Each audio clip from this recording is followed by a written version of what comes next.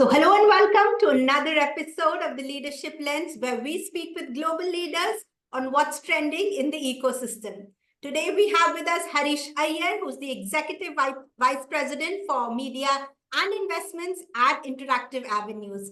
Welcome, Harish. It is great to have you on the Leadership Lens. Thank you, Shiny, for the nice introduction. And hi, everyone. So, Harish, you worked with Interactive Avenues for a while now. So, Harish heads the entire media function for Interactive Avenues, which is over 200 media specialists across 5 locations. Harish is driven by deep passion for process automation and data-driven strategies, which is why he has an outstanding track record for building and growing robust relationships with customers, with partners, and he's been instrumental in driving exceptional business for IA.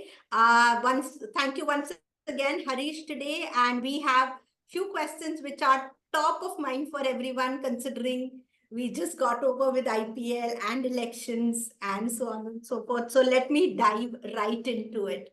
Sure, Shiny. So, Harish, this year, so from our conversations at AppTech, moving forward, our conversations at iMedia, what we've been hearing from all brands, our advisory board, is that this is a year that is focused on performance marketing a lot. You and I just spoke about the funding winter and how even D2C brands are kind of revisiting strategies. Bottom lines are becoming very important.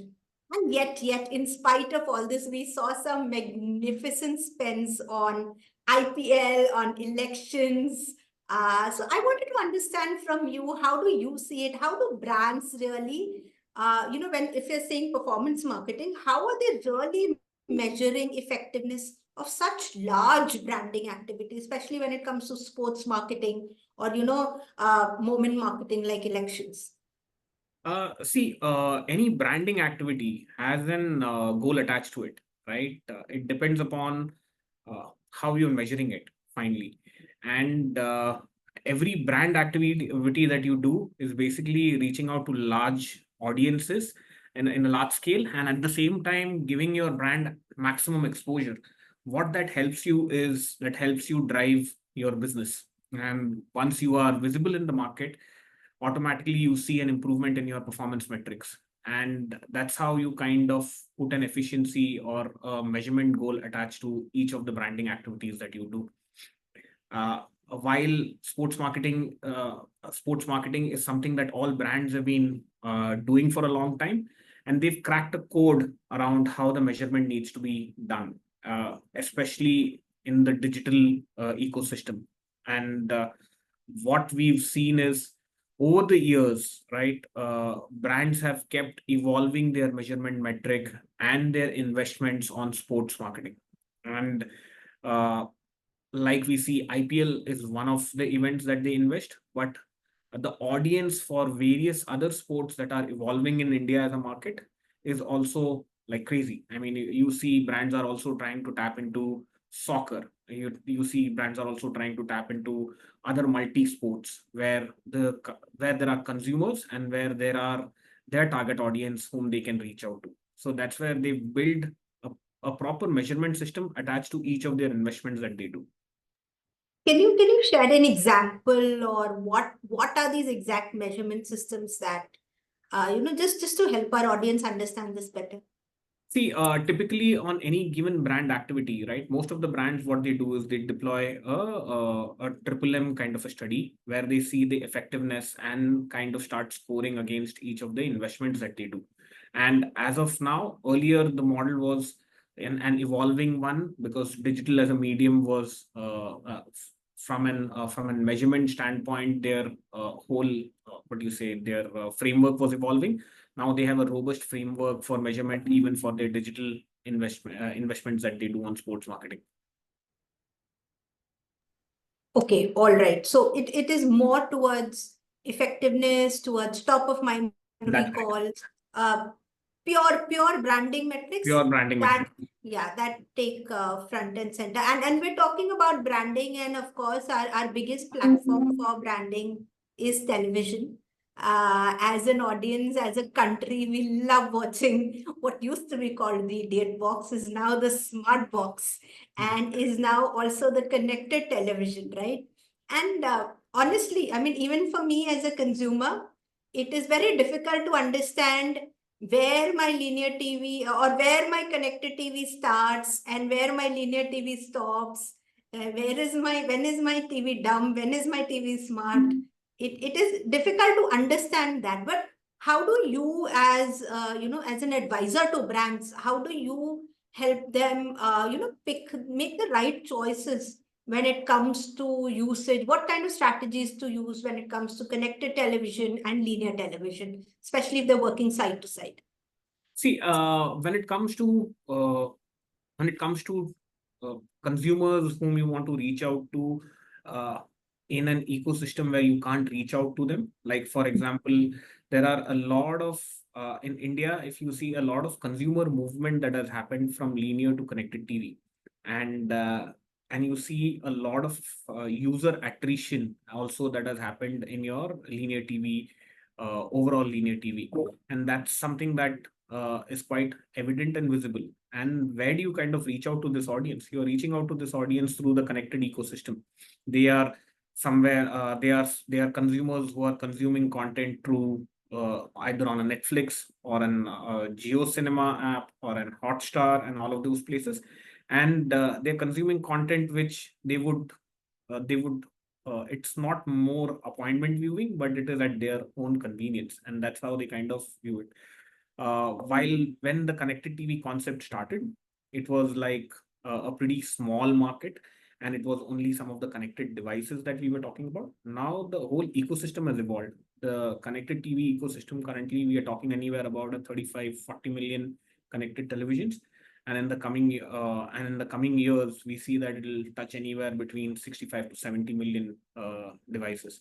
And in any household, if we take the same measurement metric as the linear TV does, we are looking at anywhere between a two and a half consumers or users consuming the content together, which means we are talking about almost 140 to 160 million users that you can reach out to through the connected TV ecosystem. And we've also seen that brands typically stick to strategy of connected TV when they know that A, they don't want to go out mass, and B, their audience is pretty niche. So it could be a it could be a jewelry brand, or it could be a payment solutions or something of those sort. Okay, so there are brands who are not chasing the mass audience, but are looking at audience in general whom it is difficult to kind of reach out to. That's where connected TV comes into play. Whereas when you kind of want to maximize on your reach and showcase your product lines overall, then linear TV is the best option. I mean, currently, even now, while there is user movement or transition that's happened, there is still considerable amount of users consuming content on your linear televisions. So that's how the strategies work. It works parallelly depending upon the brand objectives, what they're trying to chase. Wonderful. I've seen India as a country, while we are fast to, adopt newer technology, we don't really let go of old stuff. While we are reading news on our apps, we still, get home a newspaper also to read it. That's true. So I don't think any of this is ever going out of the picture anytime soon. From a consumer habit standpoint, right, it is difficult to let go of what you've been doing. And that's where, if you see, there are different types of consumers. The new generation which adopts to technology faster and also kind of lets go of certain pieces. There are generations which consume the same thing on different devices or different modes or mediums, whichever, and that's something which is difficult to let go of, is what we've seen. Correct. So in even in one single household where in the 1990s or 2000s, you could show one TV ad and send the message to everyone. Now you have to have a different device for the child and a Yeah, different device for the grandfather. that's true. So and maybe a completely different strategy. Interesting. one, no, while devices may differ across generations or habits, I think the influencer marketing piece or content within the CTV ecosystem or the OTT or the YouTube or wherever, I think influencers are holding a lot of sway as of now, and they're talking to all generations irrespective. So even from the grandfather to the Gen Z or the Gen Alpha kid, now that is somewhere influenced. Uh, what are trends that you are seeing that brands and creators are following or should look forward to in this space? See, to be very honest, our estimation, what we've been kind of doing and what we see it inching closer to is by 2030, we feel that the entire creator space would be roughly around a $70 billion market. And these are certain pieces that we've been seeing the growth. We've seen the growth, right, from what for the last 7, 8 years, and it's growing at a rapid pace while uh, influencers or creators, all of these, you should look at it from a long-term partnership standpoint, because a one-off usage doesn't help the brand get the maximum out of the creator. And at the same time, the creators, if they are endorsing different brands in the similar category, that doesn't leave a great taste with the consumer as well. So when you look at influencer marketing strategy, you need to have a long-term vision and long-term partnership in mind, and it needs to be very clear in terms of uh, the business objective that you want to kind of drive. uh, there are the overall the influencer space also has evolved, and if you see in the last 1 year, there are performance marketing campaigns where you use influencer creator content to kind of drive performance. And we've seen roughly around a 35-40% usage of such content to drive performance. And it plays a very critical role in the overall media mix these days. While earlier it was used in a very different lens, but now it's been looked at it from a very important what do you say, creative strategy or performance strategy that we kind of look at. And that's the effectiveness it kind of drives. Any chances for live commerce to grow in India? I mean, I've not seen that really pick up, where we had the lipsticking example from China. I don't think that has really picked up in India, except the naptol that we see on television and similar. It's slowly picking up, and if you see the live commerce audience on certain categories is kind of started to kind of pick up, especially I would say in the devices space. It's people are kind of moving into the live commerce space, but it's still at a very nascent stage in India specifically. But in markets outside of India, there are a lot of D2C brands using live commerce as a tool to kind of drive sales or drive efficiency. There are a lot of devices brands that are kind of doing a whole lot of uh, uh, live commerce using creators. Uh, that's something that's happening, and it's slowly catching up in India as well. Correct, correct. Harish, we've spoken about CTV. We've spoken about influencers. Now, the biggest trend that everyone is talking about, Gen AI. And honestly, what to do with this? So I've been speaking to, there is a lot of confusion even to the level of the difference between Gen AI and AI. So we've been speaking to so many people on what are the use cases for Gen AI, and I want to hear from you as well. What are the use cases for Gen AI? AI has been around for a very long time. As an agency, what are you seeing use cases, and what are some of the brands, doing with Gen AI that may be interesting to share? See, from an agency standpoint, I will say AI is being used, has been adopted rapidly, and it's mainly to kind of automate a lot of work streams. And at the same time, we are also seeing AI being used to do a lot of analysis around data sets that we kind of go through, help build different models when it comes to certain audience segments, behaviors, and all of that. At the same time, we've also seen AI being used uh, very often by the creative teams these days. And we've seen all of these things are being adopted slowly. The only thing that everyone needs to know is how to kind of use all of these tools so that it becomes easier in terms of driving the end objective that you're looking for. And you can do most of the things at scale. And that's what the whole idea of introducing AI in an agency ecosystem is. And it's been used across all work streams, I would say. And slowly, the adoption in various other departments is also going to be much higher. In fact, a lot of brands themselves are trying to see how do they kind of have AI-led what do you say, automations done at their end, and for quality control, for content creation, or for managing their entire lead flow ecosystem, all of those things. So brands are also kind of implementing AI at their end. Are there any specific campaigns that you want to talk about? Any brands who, used AI very effectively or efficiently? Have we seen something on television or OTT that is AI created, maybe? Uh, Uh, I think you would have read about our recent win in drums, where we kind of done something around ITC biscuits, and that was around how did we leverage AI to kind of have an experience for users to be along with Shah Rukh in an ad. And we won quite a lot of awards around it. So I think you should go through that ad and see that, or maybe I'll share it with you. You can also try yourself.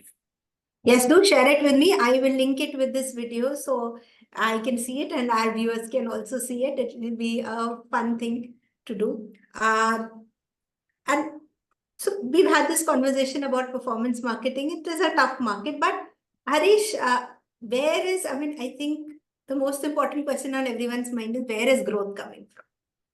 Who is spending money? What are we expecting in this market? We've run through 6 months of this year. We have another 6 months or financially 9 months to go in this year. What should advertising world be, looking forward to? See, the start of the year was obviously slow, but as we move into the what do you say, the main overs of the match, it's slowly getting warmer, and IPL was one good example of it. Like, a lot of advertisers got active, various categories got active, and at the same time, now you have the World Cup, where you see a lot of advertisers again getting investing money, getting active, and spending a lot of money around it. Now you obviously have, immediately after the first half of the year, you have the festive season coming up, and that's kind of another way to look at it, saying that the year is going to be good. And at the same time, we see there is growth, but at the same time, the growth rate at which we were growing, especially in the digital front, right? It's not at the similar rate, because your overall base has kind of gone up, so you can't be growing at the similar rate. So there is growth, and the growth rates have kind of come down, but the base is much higher. So obviously, a double-digit growth on a larger base will be quite a lot as compared to a double-digit on a smaller base. Fair enough, fair enough. I completely agree. I think, in fact, a lot of reports that we've seen is saying that 50% of budgets have been allocated to digital in a lot of companies, and not all, but a lot of companies, big companies. So I think even single digit growths on that will be good, good to look forward to. Yeah. So So there is growth, and obviously the digital ecosystem has grown, right? It's overtaken TV addicts now, and now if you see, it's all about sustaining that growth and kind of growing steadily. So you will see a point where it will kind of plateau down, but it will not degrow the way a lot of people are talking about. So it's past the toddler stage, and digital is getting into the adolescent age now. That's true. If we have to understand it in human terms. That's true. So wonderful. I think this was a really nice conversation, Harish. I think lots of things to learn. And thanks for all the positivity about the market and, of course, the festive season and the World Cup coming in. I hope the market really opens up. And now that elections are over, everyone is calmed down about what's going to happen. Thank you so much for the positivity and the conversation, Harish. It was great speaking with you. Thank you, Chani. Thanks for having me here.